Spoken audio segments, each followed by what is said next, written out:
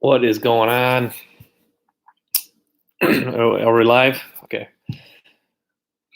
What is going on? See, hopefully some more people join here in a sec. But go Lions, baby. Go Lion. I think what's interesting, Lions trading up and possibly getting Sewell. I think, or not trading up, but being able to sit there at 7 and get Sewell is, would be insane because people thought that he could go as high as, second overall to the Jets before, and then now possibly he could uh, slip to 7 to the Lions would be insane. So just wanted to start by saying that. So the Lions in good position possibly to trade back and get a haul if a lot of teams are calling and trying to offer something. They're taking the different inquiries and seeing what the best deal is. But reports are saying that they're have a high asking price, which is good because yeah, if you're going to trade out of a top 10 pick, you better get a pretty good haul for it. Because drafting in the getting a player in the top 10, whether that's a quarterback, defensive end, a lot of years that's a high chance of getting a Pro Bowl type of player. But yeah, so. And then my next big take, I think that Atlanta's going Justin Fields at 4. It looks like the 49ers are going to take Mac Jones. The betting favorites kind of gone back and forth between Mac Jones and Trey Lance, and it was Justin Fields for a minute. Now it looks like it's going to be Mac Jones there at number 3. It's kind of wild to me. They gave up a lot, for a guy that's not really mobile, not the most athletic guy. But yeah, we'll see. We'll see what he can do. He's going to have a chance to thrive in the Kyle Shanahan system. That's very quarterback friendly, kind of a system where you don't need to take a lot of risks. Just kind of make plays and get the ball out quick and in the short to intermediate game, and let your fast running backs and wide receivers make some plays in space. So. And then, yeah, so the next thing I have is, who trades up to get a quarterback. There's a lot of teams that could use a quarterback in this draft. The Broncos are a team that could use a quarterback. The Bears, Aaron Rodgers, the drama now. It sounds like the relationship with the Packers isn't very good right now, which is it's kind of crazy. This is coming out draft night.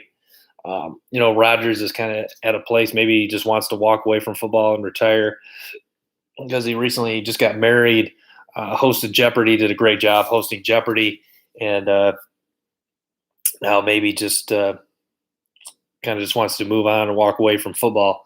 But heck of a career for Rodgers coming off an MVP season. Green Bay got Jordan Love. I don't know how they're still feeling about him. He didn't really, obviously, get a shot to play because Rodgers tore it up and had an MVP season. But yeah, it's interesting there. Supposedly the Rams and the 49ers offered to trade for Aaron Rodgers, and I guess the Packers weren't really interested. That's was reported. Yeah, so how many quarterbacks go tonight? It looks like the first 3 picks for sure will be quarterback. Trevor Lawrence 1, Zach Wilson 2, and then Trey Lance or Mac Jones at 3. And then I think Justin Fields goes to Atlanta at 4. Supposedly, from what I've heard, the Falcons really like Justin Fields going at 4. So yeah, so it could easily be 4 in the top 10, and then you got guys like Kellen Mond, Kyle Trask. Supposedly, the Pittsburgh Steelers like Kyle Trask a lot. So who knows? Kyle Trask, Kellen Mond, maybe go in the first round too, and then you have Trey Lance or Mac Jones. So yeah, you never know. But yeah, that's kind of a story to watch. And then the first defensive player off the board likely could be Micah Parsons. Micah Parsons, who I think I think him and Jalen Phillips are the two best defensive players in the draft. Jalen Phillips is a freak, but the concussion issues is a concern. If you don't know the story, he went to UCLA as one of the top recruits out of high school. He was number 3 by 24/7. One of the sites, I think it was Rivals, had him as the number 1 recruit in the nation. Had, what was it, 3 or 4 concussions at UCLA, was forced to retire. That's UCLA's policy there. If you have a certain amount of concussions, they force you to retire, and you're no longer eligible to play football there. So, and then, what was it? He took like a year off and then ended up at Miami this year. Ended up being now talked about as the number 1 defensive end prospect, which is kind of crazy because the guy that opted out, his teammate, Gregory Rousseau for Miami, was mostly regarded as the number 1 defensive end prospect this year in the draft. But Gregory Rousseau opted out. And then, Jalen Phillips has 15 and a half sacks this year. Very dominant, probably not even probably, I think is the most, is the best pure pass rusher in the draft. And so him, Micah Parsons is just a freak, opted out in 2020. But the guy is what the modern NFL is. He's a freakish sideline to sideline linebacker, 6'3", 6'3", almost 250 pounds, 4'3", 940, just a freak of nature. And whoever gets Micah Parsons is, getting a pretty darn good player. Once again, with Phillips, off the field issues. In this case, off the field issues is just regarding his character. Had an incident in high school, had an incident at Penn State.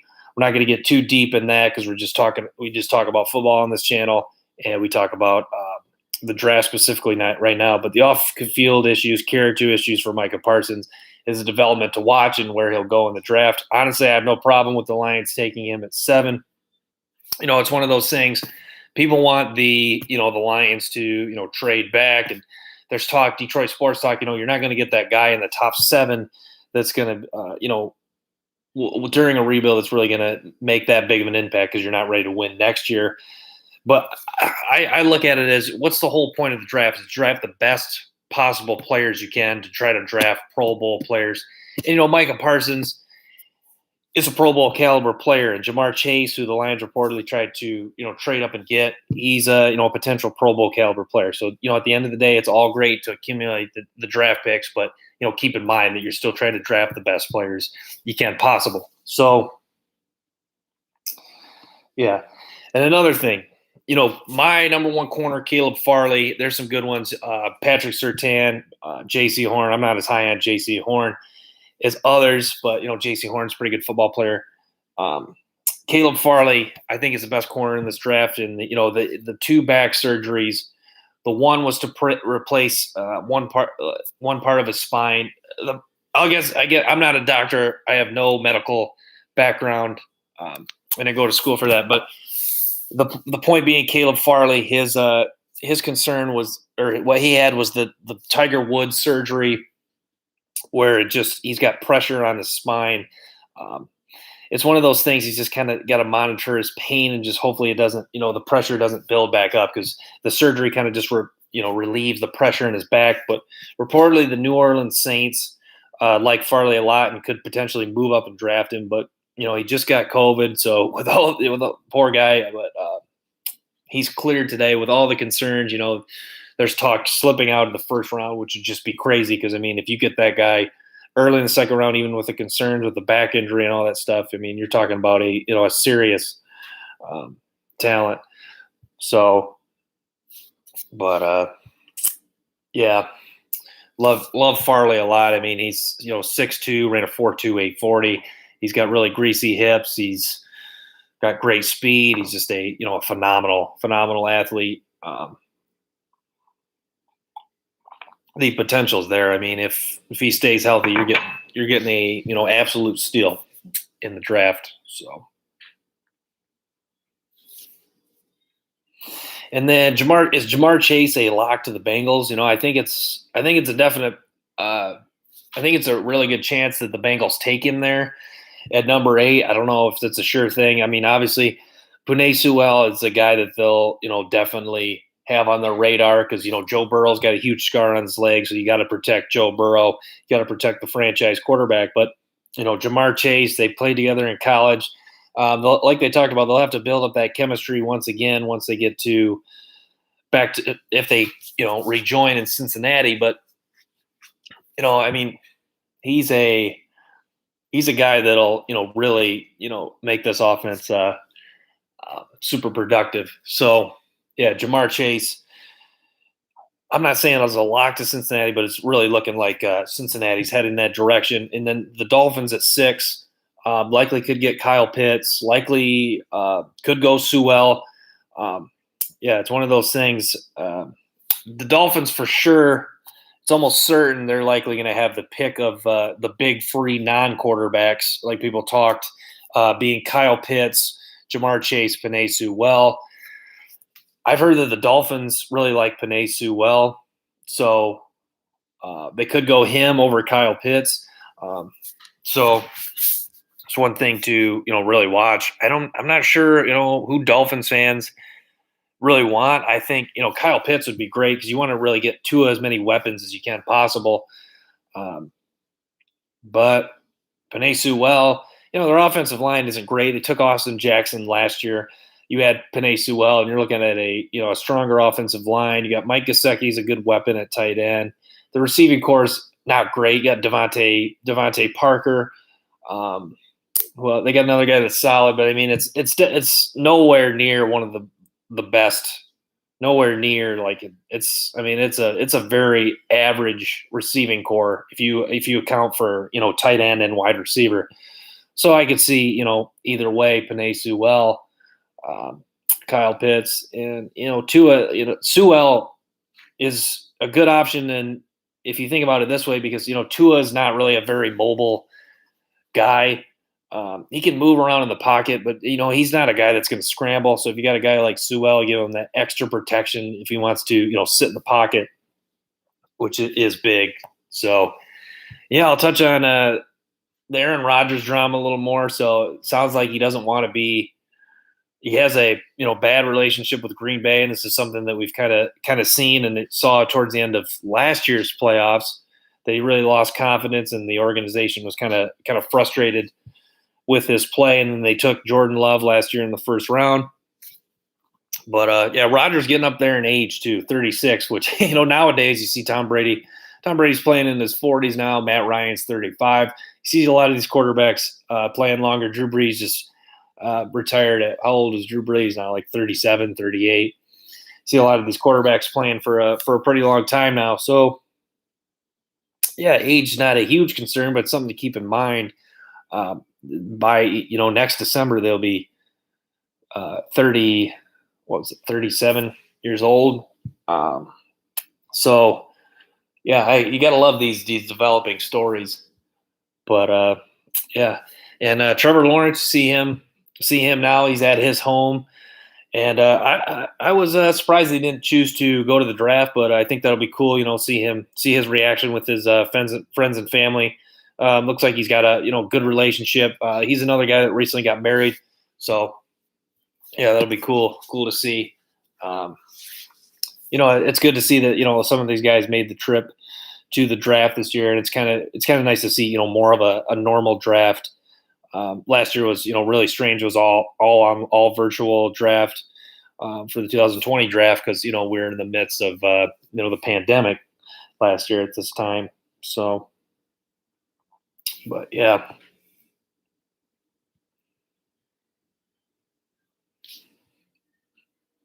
So I got a couple of you in here. Yeah. Feel free to, if you guys hop in, feel free to ask a question. Let's see, what else did I want to discuss?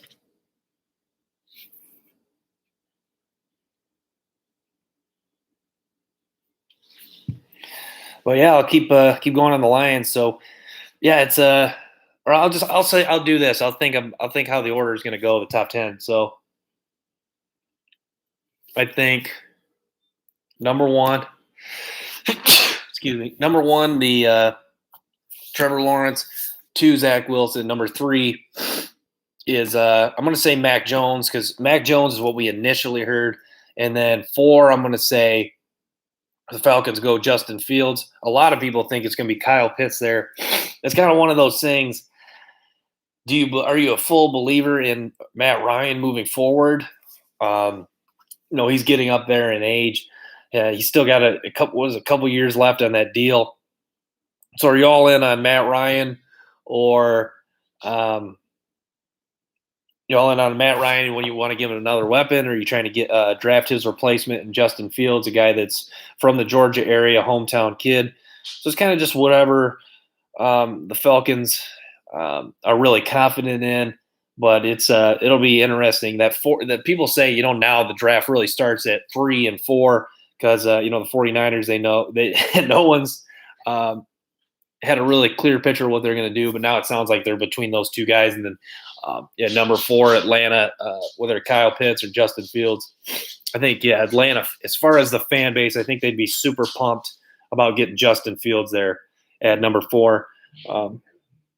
Number 5, Cincinnati, Chaser Sewell. Bottom line, I think they go Chase. Number 6, the Dolphins. I'm gonna say they go Kyle Pitt, or I'll say they go Kyle Pitts, and then at 7, Detroit Lions, Penei Sewell. Sewell's really the guy I want. Rashawn Slater.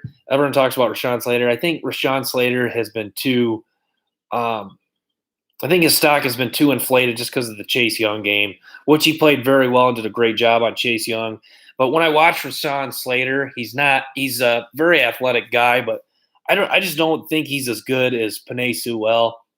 If you're going to draft top 7, you need to really take the number 1 guy.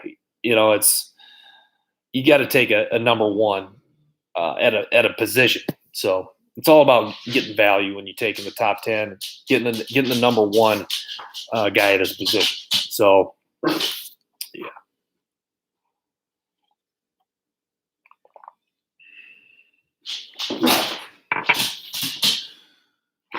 I'm trying to think. And then what does Carolina do? I think Christian Darrisaw at tackle is a great option. Darrisaw, I think, is the number 2 tackle in this draft. Hang on, 1 second, I'll be back.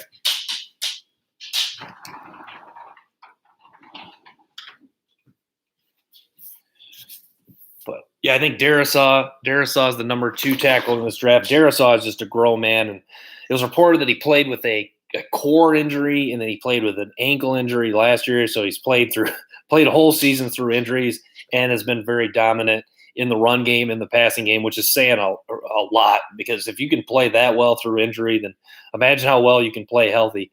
And Virginia Tech's had good prospects, good NFL prospects through the years.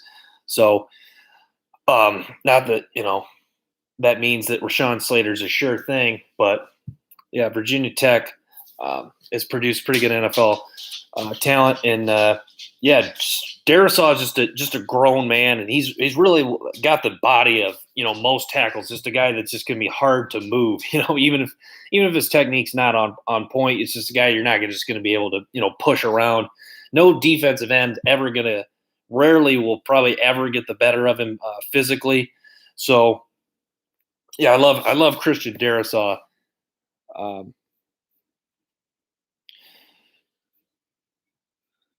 Let's say, I'm not sure who joined the chat. Do a reaction. I don't know what you mean by do a reaction.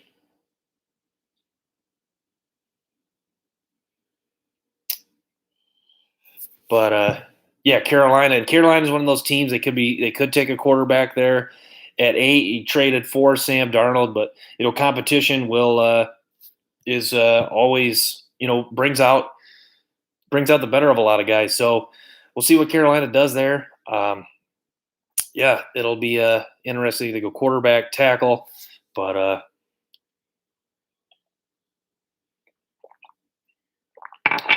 So